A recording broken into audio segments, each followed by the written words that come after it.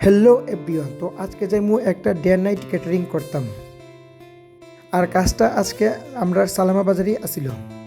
প্রথমেই আমরা সব কলা পাতাগুলিকে রেডি করে নিলাম, আর আজকে খাওয়া দাওয়া কলা পাতা দিয়েই হইব। আর কলা পাতা মানে বাঙালির একটা ট্রেডিশনাল ব্যাপার। তো কাজ ছেড়ে একটু হালকা টিফিন করে নিলাম আমরা, তারপর সব কিছু নিয়ে আয়া পড়লাম খাওয়ানির প্যান্ডেলে। আর আজকে দুপুরের মেনুতে আসিল কচুর বাটা, কুমড়ি, মসুর ডাল, ট্যাংরা মাছের জাল, মটন কষা আর সাথে শসা পাঁপড়। তো এদিকে আমরার দুপুরের প্রথম ব্যাচ খাওয়ানি শুরু হয়ে গেল। এদিকে পরপর 3টে ব্যাচ খাওয়ায় সেরা আমরাও প্রায় খাওয়া দাওয়া সেরে নিলাম। খাওয়া দাওয়া সেরা রেস্ট কইরা আমরা আবার রাত্রের লাইগা রেডি হয়ে গেলাম সবাই। তো এখন খাওয়ানোর প্যান্ডেল থেকে আয়া পড়লাম মেইন বাড়িতে মকটেল আর পকোড়ার স্টল রেডি করবার লাগিয়া। আর এদিকে রাকিসদের বয়ে দিলাম কোল্ড ড্রিঙ্কসগুলিকে রেডি করবার লাগিয়া।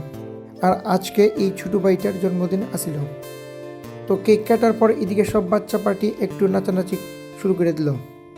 আজকে রাতের মেনুতে আসিল কেক, মিষ্টি, বাটা, কুমড়ি, মিক্স ডাল, মাছের মাথা দিয়ে মিক্স সবজি, ডিম কষা, মটন কষা, সাথে আসলো চিকেন কষা, শেষ পাতে চাটনি। এদিকে আমরা রাতের প্রথম ব্যাচ খাওয়ানি শুরু হয়ে গেল। কাজটা যেহেতু আমাদের সালামা এরিয়াতে আসলো, তো চীনা পরিচিত লোকের সংখ্যাই সবচেয়ে বেশি। এইদিকে সবাইরে খাওয়াই সেটা আমরাও এদিকে খাওয়া দাওয়া করতে বয়ে গেলাম গা। যাই হোক, খাওয়া দাওয়া শেষ, আর আজকে কাজ সারতে প্রায় রাত্র 2টা বেজে গেছে। তো এখন যাইমু গা আমরা বাড়িতে।